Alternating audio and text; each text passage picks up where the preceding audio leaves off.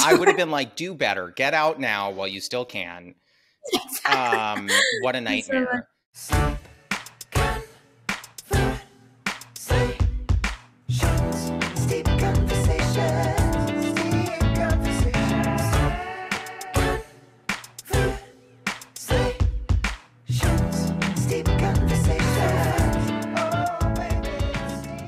And do you have your tea? I do. I have my tea. Oh. And it's in a cup that says tea. Okay, so now I feel like a little... so I used one of my favorite cups, not to get political, but I used one of my favorite cups. I love this RBG. Gotta love some RBG, but now I feel like I should have had the teacup. We should have switched cups here. We should have. It's okay, though. It's okay. Someone can, like, Photoshop any teacup with your hands. You could Photoshop Leia on my cup. That'll be the crazy... Is that too? That would be too much. How weird would it have been if I just joined this with you on my cup? I think that we would have just cut off this discussion immediately. No, like I would have had a separate conversation with my. Actually, no, not even a conversation with my publicist. I would have just left. Which is, and can I tell you something? If you didn't leave, I would be like, you come on. You narcissist. I would have been like, do better. Get out now while you still can. What a nightmare.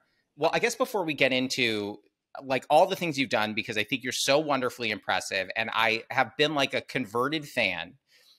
Before we do that, I want to talk about the tea we're drinking. So for this podcast, a lot of our listeners steep at home with us, our steepers. Okay, so cute. So I was told that one of your favorite teas that you drink a lot is Bigelow green tea with lemon.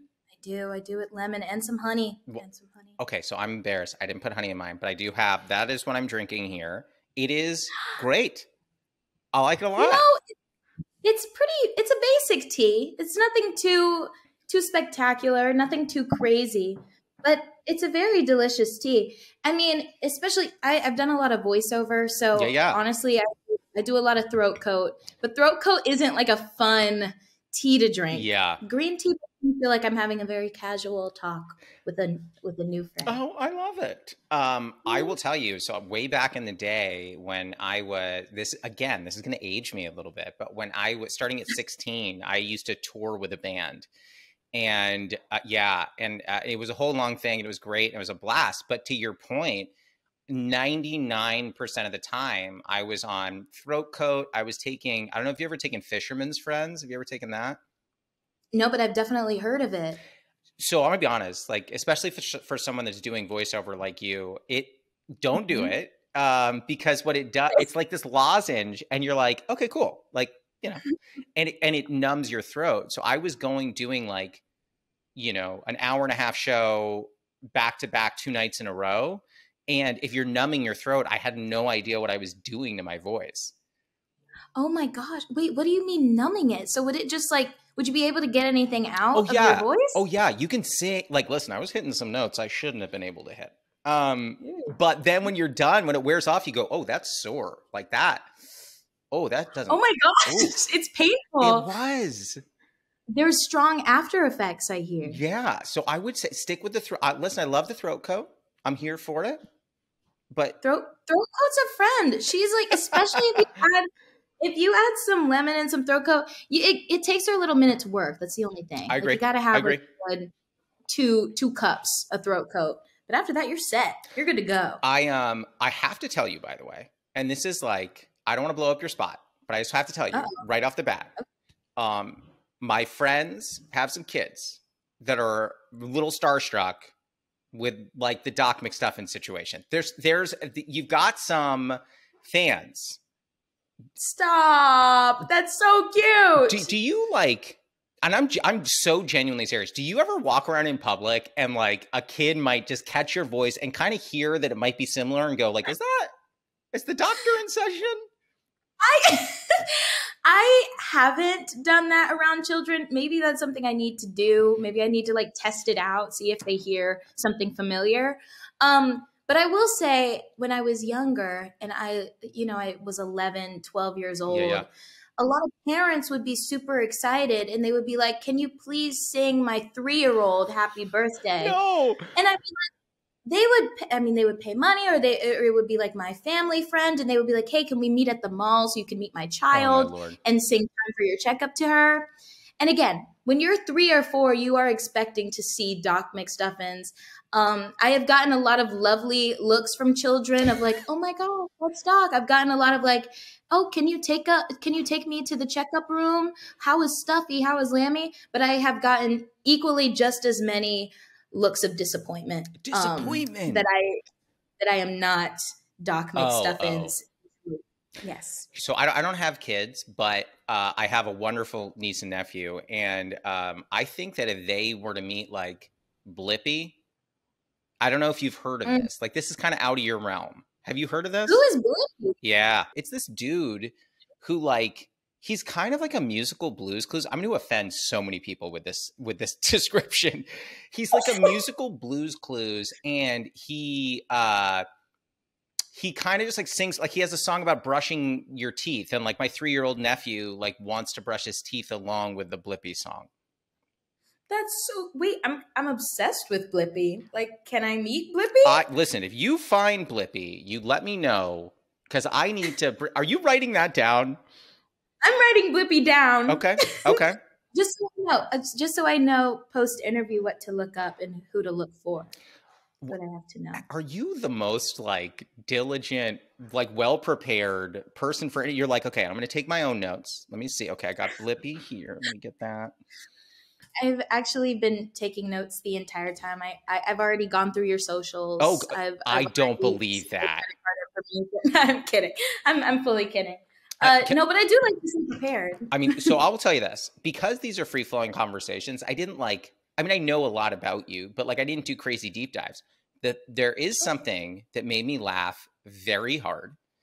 I went to like look up your IG to be like, okay, like what's Leia's story? Like, is she cool? Like, what's she up to? Is she, is she fun? Whatever. Right. You have a second. So you call your main Instagram your main dish, and your secondary Instagram your side dish. And I was sitting with my girlfriend, like I laughed out loud, and she's like, "What?" And I was like, "This is so silly. Like I have to." It's hilarious. Okay, no one has ever caught that yet. Like nobody has said anything about that. I don't even think my parents know, because like they also have access to my Instagram. Yeah. And I was there like 2 months ago. And it's simply because Miss Leia Archive, she is the side dish. Like you get all the deets of what you see on my regular Instagram go onto Leia Archive. So I love that you pointed that out, though. You are the first one too. Listen, I don't want to brag, but like I'm a hero, and I'm amazing at what no, I'm kidding. No, I feel so honored to be on this call with you. But I have to say, it was so funny. And the other thing I just like have to ask about, and I want to get to all of your history and your projects in a second, but it again really made me laugh. So I'm reading all this like stuff, just like get to know you a little bit and see like, okay, is she going to be fun to chat with? And I come across that you're a big rollerblader. Is that real, or is that just like someone covered that and it's nonsense? No, like it's definitely real. It's Wait, what made you just be like, okay, like CBS, here's what I need to do. Okay, you can put my bio, but make sure you put down loves rollerblading. Look, I don't know how they found out that information. I'm sure my mom or dad said something about it, but look, I love to rollerblade. So on the nap front, I want to take back on the nap front here. So I was looking at all the stuff you do. You are probably one of the most productive people I've ever read about. When are you taking naps? It's like, okay, cool. She does like all these voiceovers, and she's starring in the show, and she's starred in this movie. And I'm like, I don't think you have time for naps. That's such a, naps. I honestly didn't start napping till this year. I'm just kidding. You picked up napping at 18. You're like, give me all the naps now. Yeah. I picked up napping when I hit the legal age of 18, you guys. You're so hip. That is, yeah, you're like, other people do fun stuff. Me, I'm napping as an adult. I'm napping. I know you guys like hobbies or whatever. My hobby is actually taking a good nap. Me too. But I mean, it's just about balance. I think I'll say this. Like before I had like a series regular role and you're going through an audition process, there's so much time to just do random stuff, especially when you're young and you're homeschooled. Like all the kids out in Los Angeles who act are also homeschooled. So again, we're just kind of like hanging out, vibing. We'll throw like an event, maybe a little birthday party to keep us like excited for stuff. And then the main thing for me is I was like, dang, I really just want to like be on sets. Like I really do want to work.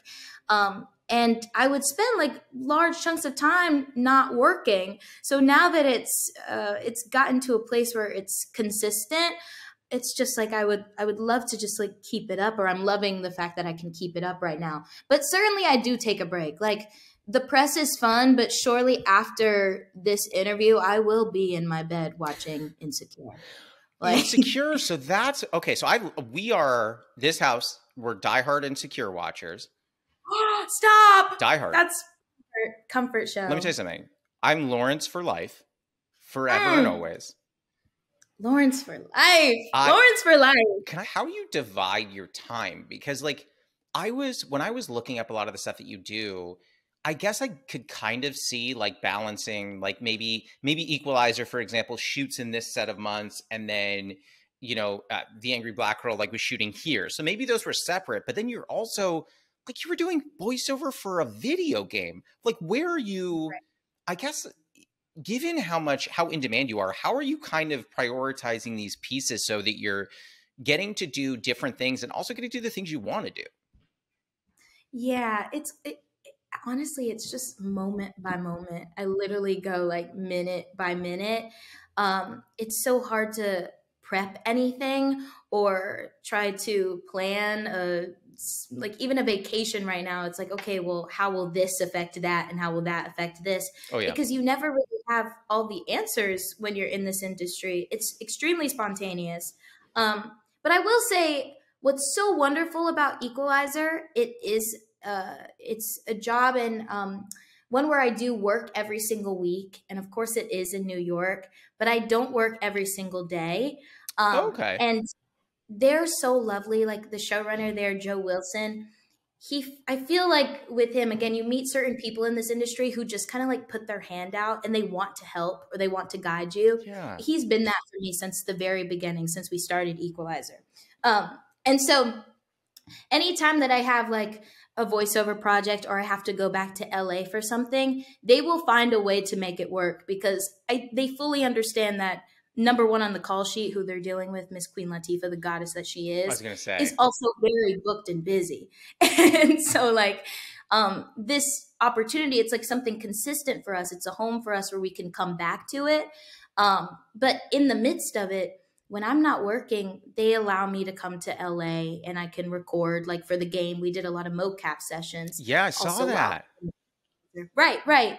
And then voiceover, what's so great about voiceover is you can do it from anywhere. So I'll be doing the game while also doing like the Disney Hits podcast, and they'll fly whoever they need to fly out of to New York, or they'll just set up studio time in New York and you'll do it over Zoom. Oh, no way. It's like you can find little pockets and ways to make it work, especially if you're not planning fully. You're just kind of taking it like moment by moment. And then with that, especially on weekends, like I prioritize seeing friends. So I'll be like, Sure. Okay, well, this weekend I've been around a lot of grown people, for instance. I'm like, I need to be around peers. I guess it's so easy to mature very quickly in this industry where it's like, and my parents have done I really do give a lot of credit to them for making sure that I stay grounded and also that we can have days like that where we do like 10 miles going to Dockweiler Beach. Insane. But again, the main point is we're doing it together. And so part of that balance now is like, all right, let me hang out with my friends or people who aren't even in the industry. Yeah, I mean, so you touched on something interesting, and I hope I'm not like barking up an inappropriate tree and asking this, but like, I don't know. I think that I would have a tough time if I were entering the industry. And please tell me if I'm wrong. I think you entered at like 9, like when you were doing voiceover. Like, I think I would have a really tough time, when I'm even at 18, like having all this responsibility on my plate. And at the same time, like trying to remind myself, like, hold on, like you're still a kid. Like you can go do these things. You go have fun. Like and I say this with such a compliment to you. You have an incredible air of professionalism, which is just like I at 18, I would have been lost. So I wonder for someone like you who's been doing this for so long, how do you like hold on to those pieces where you're like, hold on, Leia, like you're a kid, you can still do kid things, you can still go out and have fun. Oh my gosh, it's like it's extremely difficult. I mean, I think it's something I'm still learning. Yeah, Um, and what makes it very comforting, though, I have been very grateful to grow up in Los Angeles, where all of us or a lot of kids are doing the exact same thing sure. and we're in the exact same position. So we're able to talk about it amongst ourselves, which is, again, it's one of the most beautiful things about acting in this industry is you do create such a family when you're doing it. But it is difficult. Like, if anything, I feel like you kind of understand the more some adult aspects of things without obviously understanding it fully. But you kind of get it or you've seen it before actually understanding what a high schooler goes through. Yeah, Like, in a lot of ways, I've found that I have to work backwards. Like, I'm used to being prepared. I'm used to almost like being a perfectionist. And that's a lot that comes with just being a black girl, but like a black actress is like this idea of perfection. And a lot of it has been me like unlearning a lot of that pressure that I would just put on myself, I guess I would say. So it's certainly hard, but I have, again, a wonderful support system. That's the difference, is like people aren't able to talk about it. You can end up in predicaments where you don't have a good support system and they aren't there to keep you grounded, yeah. and it can easily get to your head very quickly. But to me, I've always looked at acting and as all this at the end of the day is just fun. Like there's pressures on it because I think for me, I want to do good and you want to do a good job, of course. Yeah. But if you treat it like, and what I always used to remind myself, and I still do, of course, but when it was hard and I felt I was putting too much pressure on myself, I just remember like the 8-year-old girl who went and sang Popular at the talent show in elementary school, and how she had no fear, how it was just completely fun for her. And at the end of the day, who won overall that night? It was the girl who literally didn't care, and it was me. Okay. So Yeah. like, you are just able to like free yourself from certain expectations and just keep it fun. Like, at the end of the day, you're playing pretend, y'all. Like, and we're all people. You can treat it as like an athlete. Like, athletes actually have to focus on their body and Yeah, focus yeah. on mental hurdles for themselves. Acting is one of those things where there's not really even a time limit on it. You can act for the rest of your life. With a gymnast, you stop at like 24, you know? If that. Yeah. If that. So there's so many little like gifts that you're able to get from this industry, but like the way to remain grounded, at least in what I've found, is just going back to like that first moment I felt true just freedom and like love from it. If you're able to carry that freedom and that like childlike sensibility through what you do, then you're good. And then you have your friends and you're able to also like just be 18 I was with going to say, them. do you have like friends that are outside of the industry where you're like, man, I was like on this shoot and we were doing this and that. And they're like, yeah, cool. Like, let's go get a piece of pizza. Like, I'm not in there. They don't care. Like, of course. I certainly do have friends who aren't in the industry who like do not have one care in the world about like the TV shows or interviews or any of that. But also there is a sort of comfort in having actor friends as well. Some of Yeah. them go to regular school out here or they're going to regular college. And you'd be surprised at how much we don't talk about acting. Like, it's simply just about like what's going on in our lives personally, as opposed to anything that's happening work-wise. So again, it's all about balance. At the end of the day, it's just like you can compare this to soccer, you can compare this to dance. The only thing is it's an adult industry from a young age, and that kind of changes the dynamic, I think. Yeah. I mean, I would imagine that up until you were regular on The Equalizer, I would imagine, and tell me if I'm wrong, like it had to have been hard when you're moving from project to project to kind of like maybe find a mentor, right? Like once you're, I guess in general, before the Equalizer and now that you're on the Equalizer, do you have people that you see regularly who's kind of like taking you under their wing? Like, is Queen Latifah like, hey, I got you. Like, if you have questions, you text me. Oh, that's so, it is one of those weird things where, gosh, that's such a lovely question and even thing to consider is like mentorship and who's actually out here that's like, again, lending their hand Yeah, to you. yeah. Because it's so rare. It's extremely rare. It's one thing to like, you know, mature, younger, or whatever, and maybe struggle to fully relate to other teenagers. But like, even being in the industry, it's hard to find people who are willing to take the time with you to give you certain advice or different gems. A lot of it on Equalizer or on other projects that I've been on. Like, for instance, I did Quantico in Yeah, yeah. 2017, and it was like I worked with Priyanka Chopra, and that was like my first time seeing a woman lead a project in the way she was leading it. That's Like, awesome. it was amazing, and it impacted me completely. I was like, oh, that's what I want to do. Like, I want to be just like that.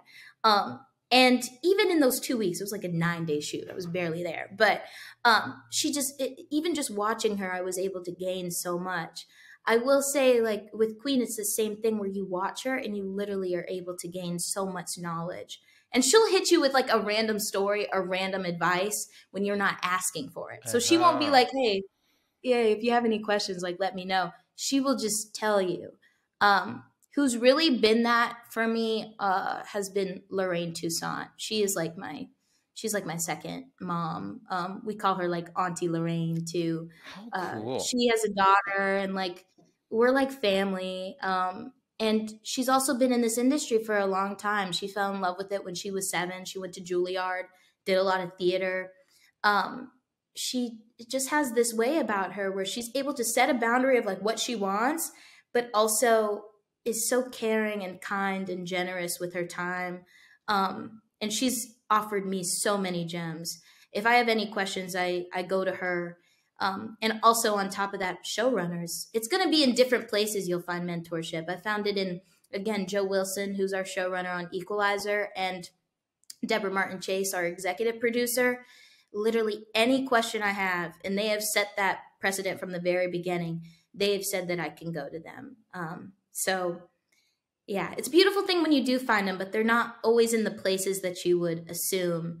A lot of the time, people don't have the energy to give Yeah. to other people coming up. And that's certainly okay too. We're also not looking for mentorship or anything, but whether it's been coaches or certain people, even in casting, that have taken me under their wing, those relationships have been they're invaluable. Yeah, I imagine. I mean, listen, after this, I'm going to tell everyone that you're my mentor, and just, ask you what I should be doing. Josh, no, Listen, no. here's the thing. You meet a lot of stand-up comics where you're like, hey, what should I do? And there's like, just keep writing jokes, do your own thing. But I feel like a non-comic like you're going to be like, listen, go for a rollerblade, just get it out of your system, and then come back and you'll feel like fresh, mentally fresh. You'll be good to go. Oh my gosh, now I don't have anything original to say because you literally took the words out of my mouth. There you go. I'm helping you mentor me. That's what I'm doing. You're helping me I mentor got you. you. So I want to, just in the interest of time, are you cool if we jump into our first segment? Oh my gosh, I'm so cool if we jump in. Let's do I it. love it. So the first segment is called the Newly Friend Game. It's like the Newlywed Game, which was on way before you were born. But we're friends. We're newly friends. So here's what I'm going to do. I have a whiteboard next to me. If you have your phone or a piece of paper, grab it. Oh my gosh, look at this. I mean, and Blippi is written down. You're prepped. You are prepped, and I like it. Thanks, you guys. Here's what we're going to do. I'm going to ask you a question. You're going to write down what your answer is, and I'm going to try and get your answer right. Then we'll do the same question for me, and I'll see if you can get my answer right. Now, I'm going to give you 2 categories here, and you can tell me which direction you want to go because I have questions for each. So Okay. one of the alleys we can go down is horror films because you just starred in a very scary one. It's true. Separately, I have a food related question that calls back to a very early part of your career. So, which direction do you want to go? One of those is so specific. um, ooh, well, the thing is, I don't watch a lot of horror movies outside of the horror movie I'm I was going to say in. the really But I also, terrifying one that you just did. Yeah. yeah, that one. But I also feel like I have to do the horror movie one. So, I mean, it's up to you. Do you want to do horror? Because I'm fine doing either. I like them both. all right, let's do both. Why don't we do both? Let's do both. Okay, great. So I'll give you the horror one first. Okay, So give me one. for a lot of people that haven't seen the movie yet, I'm not giving anything away. The movie that you just did has a fair number of allusions to Frankenstein's monster, right? There's a lot of that in the mix. So given that, the question for you that is horror related is if you had to pick your favorite horror monster or horror villain, so like a Frankenstein or a Dracula or anything like that, and don't tell me, just write it down, who would you pick? Oh my gosh, like like why did my head just go to just Disney villains? I mean, I'm like, you can oh, do that if you want. I'm probably not going to get the answer right if we're going Disney villains, but you could try. Do you want to hear your other question in case you want that one instead? yeah, let me hear the other question, but I'm still thinking of that. Go ahead. Go ahead. Yeah. So the other Let me see question, the other one. I read somewhere that the first job you ever booked was doing a brochure for Chuck E. Cheese. It's not wrong. So your second question is, given you travel a lot and given that you had a little taste of fast food early on, what is your favorite fast food place to stop at? Oh, okay. You prefer that Okay. one? Do you like that question better? Well, I do because like I like it's easier, but we're not we're doing both. We're doing both? We're doing Okay. both. I'm writing down answers for both. I'm trying to think. I'm thinking about where you're from also. Like, what's the vibe that I give off via fast food restaurant? I have a guess at your fast food only because of not where you're born, but where you were raised. So I'm going to do that. I don't want to give you any hints about what I'm writing down. Maybe I should promote my movie. Okay. Well, then I'm definitely going to know your answer. So I'll write down the same one just to get the points there. Yeah. I love that. Maybe I should promote my movie. Why not? Why not? Why not? Why not? Okay. Do you also have your fast food written down? Because I wrote them both down. I do. And yeah, I do. You don't think I'm going to get it? I don't think you're going to get it simply because it's screaming like you've been in LA for too long. Oh, like I've definitely got it wrong, but I'm not going to change my answer. Okay, so if you want to flip your board, ready? 1, 2, 3. Wait, let me see. Which one? Oh, for fast food? You ready? Oh, well, I have them both. So you did Chipotle. I did Whataburger. Whataburger. You did Chipotle, but we both did Frankenstein. We both did Frankenstein, so we are friends. I mean, we nailed it, but did you not? Have you ever been to Whataburger? I feel like it's very Texas-y. It's so Texas. It's a little too Texas. Well, not too Texas.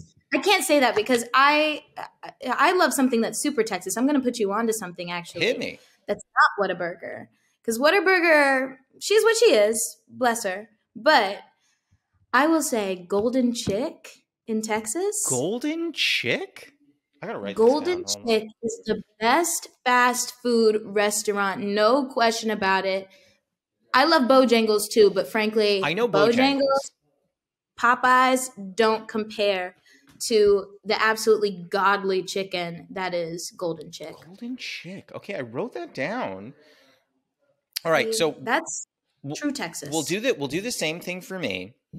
If you can guess, and just write them down. Don't say it out loud. What is my favorite monster?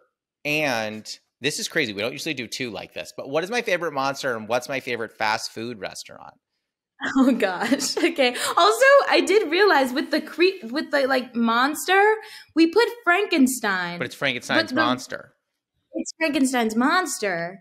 So again, I know the Frankenstein book, you guys. I really do. I mean, also, this does not give anything away to anyone who hasn't seen the movie.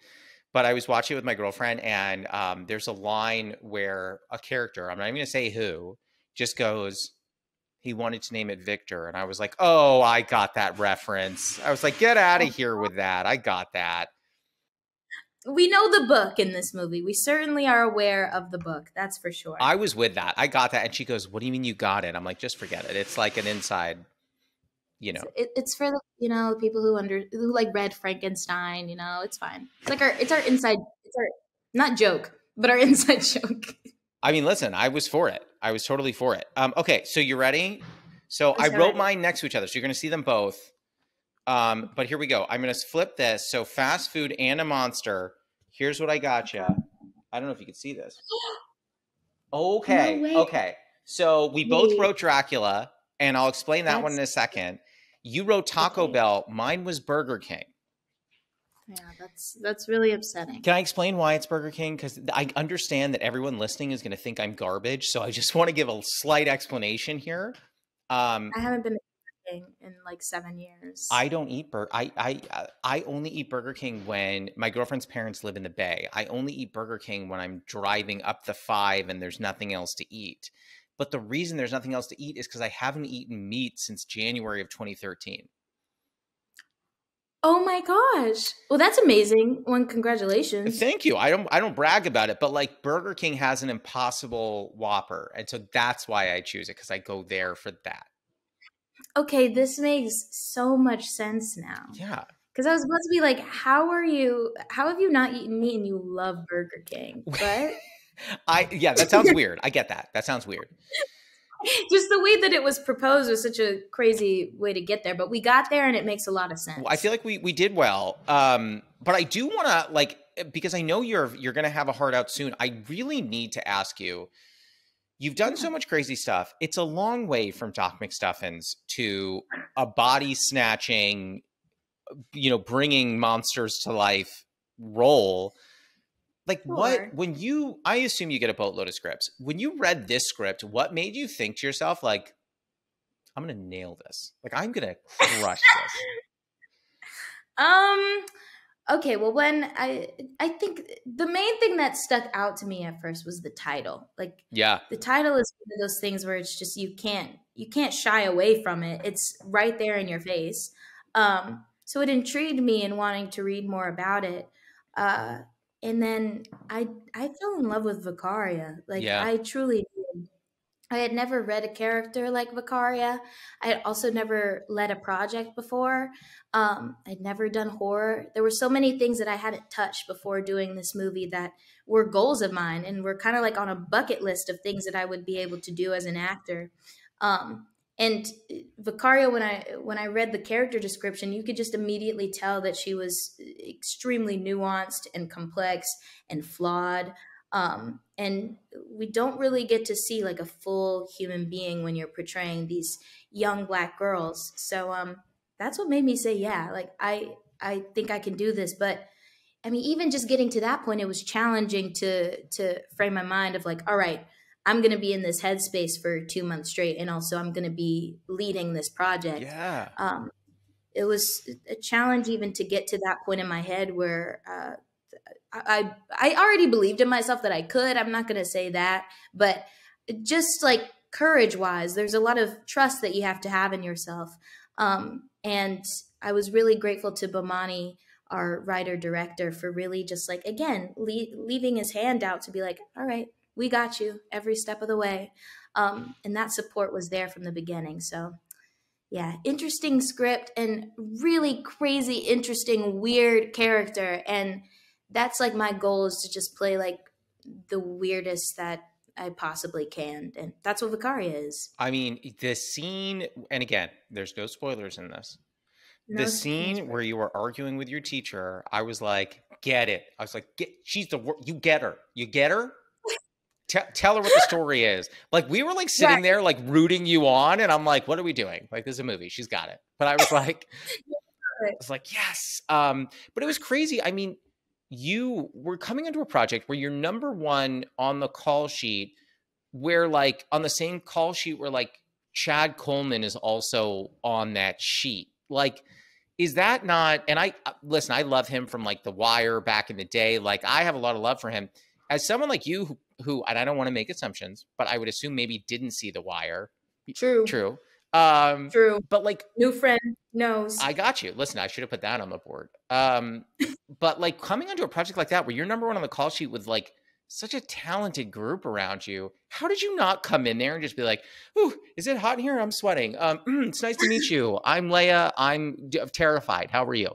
Right. I mean, I still was terrified, but I think, well, one with Chad, I will say, I watched him in All American, so I was very like his work, and my parents watched The Wire, and then I said this to Denzel a bunch of times, but I watched him in The Great Debaters. That was my favorite movie for like 2 years. Love that movie. Love that movie. And he's so good in it. I think he was 18 and filming with Denzel and Forrest Whitaker. Like, I think at some point when you're going on in this industry, you yearn for it. Like, you really do want to work with, you want to learn from veteran actors, and you want to be in the same projects as them or in the same rooms as them. And doing Equalizer with Queen and Lorraine, like, you're learning from the best, but also there is an amount of a status that comes with someone like Queen Latifah, someone who's blazed the trail for so many young actors. That in itself can be intimidating. I mean, for the first year, I was like pinching myself, like, oh my gosh, I can't believe this, you know? Yeah. But it's all, I feel like now in retrospect, it was all prepping me for, again, leading this project and carrying this movie with a stellar cast. But in a lot of ways, I still learned so much from Chad and Denzel, and it was a collaboration in the way that we're working together as a team to make the product as best as we can make it. But sorry, making the product made my like brain go to Breaking Bad. Which is, well, okay, so there is a piece of this movie which has it like kind of, it did a little one of these to Breaking Bad. There's a little bit of that. Yeah, there's like I didn't even watch Breaking Bad before doing this movie, but now that you mention it, there certainly is. Yeah, I'm on season 4 right now. Oh, like, okay. I know. I don't want to spoil anything, but he breaks bad. I mean, it's crazy. He breaks bad, and like you get to see. We also tap into that part in the movie of Kengo and him being like this drug dealer, and also knowing the limits that Vicaria can go to with these leaders in her community. Once again, not saying I was going to say, yeah, you're tiptoeing around, and I respect it. I know that we're about to come up on time, so do you want to jump to the final segment? Oh, we got to, yeah. We got it. Okay, so the last segment is a lightning round. It's fast questions. Doesn't have to be fast answers. Okay. I asked these of all the guests. So we're going to jump right in. So my first one is, what is a favorite ritual of yours? So mine is like brewing tea in the morning. I really like that. Oh, that's so nice. My favorite ritual in the morning, I dance every morning. So I literally get up and I play music and dance. Do you ever play Queen Latifah? Of course. UNITY. UNITY. And I do it before I go to sleep. There was a point, like literally a month ago, where I would have a dance party by myself in my room and then fall out asleep. That is gone. That might be one of my favorite answers we've gotten to that question. Oh my gosh. You're killing. Question 2, do you have a running bit with a friend or a partner or a family member that makes you laugh? Yes, I do actually. Hit me. Is so random. Me and my best friend and our moms are all in this bit, and it's been going on for about 3 years. Okay. Where my best friend and my mom act as if they're best friends, and I and my best friend's mom act like we're best friends, and we basically pretend to hate each other. So I'll go up to my best friend's mom, and I'll be like, "Oh my gosh, aren't we just such better friends than whoever those two are?" Like those types of things. And so then we'll be on like a text chain with the moms and my best friend. Sure. And I will only talk to my best friend's mom. I won't talk to my friend. So multiple people are on this chain and you're ignoring them and you're just like, hey, new best friend, let's ignore these two. Exactly. It'll be a picture of like my best friend and her mom, and I will only compliment the mom. That is amazing. And I'm going to start doing that to people. Question 3. Now, this is a tough one. Can you do an impression of one or both of your parents? And the worse impression, the better. We don't want a good one. We want a bad one. of one of my parents or both of my parents? My dad is a Cowboys fan, so my impression of him watching the Cowboys is, also he hates certain basketball players as well. He's very particular in that way. But my impression of him watching the Cowboys is, oh, touchdown! That's my dad's. And then my mom, she can be a little OCD sometimes, so I'm only gonna give you like a visual. Okay, for those watching, not listeners aren't gonna get this. Watchers, you're gonna get this. Oh, yeah. Watchers are gonna get this. So she'll just be. Oh my God. Yeah, oh my God. Okay. So for those so a lot of you, that was perfect. I would encourage you to watch if you're not watching, but for those that are listening, I've never seen someone so precisely arrange flowers that was great. I'm not throwing shout anyone. Out to her. She did this whole arrangement, by the way, so shout out to my mom. What's her first name? Her name is Gina. Gina. And her last name is Hill. Shout out to Gina. Gina, we love you. Gina's a friend of the pod. Question 4. We only have one more after this. Question 4. Have you ever experienced imposter syndrome? And if so, is there a moment that really sticks for you? Yes. Imposter syndrome all the time. I mean, not all the time. It's gotten better fully. But I will say at the BAFTAs was very crazy. Like, isn't that where you won? Yes, that's where I won. Yeah. That is where I won. But it was just a crazy feeling because, like, I didn't fully expect to win, and it again, like even when I think about it, look, I'm talking about it, and I'm like, it makes no sense to me. But it was one of those moments, like beforehand, I was really just expecting to have a good time in London, and then of course winning was like a cherry on top. But I certainly felt as if I didn't know where I was and if I was supposed to even be there. And even coming like backstage after winning, I was like, what is going on? And what You're like, is there a different Leia? I wasn't sure if this is from this Leia. Is there another one?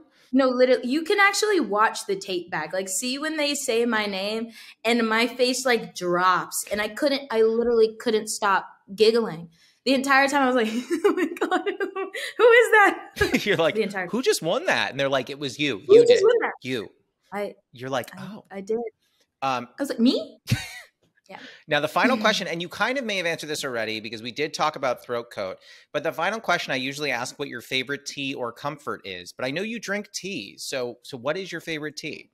My favorite tea, I have kind of multiple that I go back and forth from. So I do love a lemon herb tea. Yeah. Green tea, of course. My throat coat, she's my friend. And also, I just tried Earl Grey tea in London.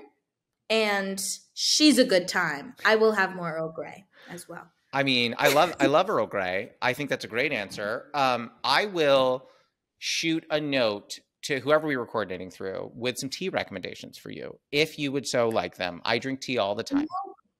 Please give me more tea recommendations because I feel like mine are very basic. Like, that's okay. It's okay, but as my new friend, I would really appreciate some new tea recommendations. I've got you covered. But that's the whole podcast. How do you feel? Was this fun for you? You good? This was so much fun. This was like the most fun I've ever had in an interview. So thank you for that. We did it. And for those who are listening at home, I'm going to be honest.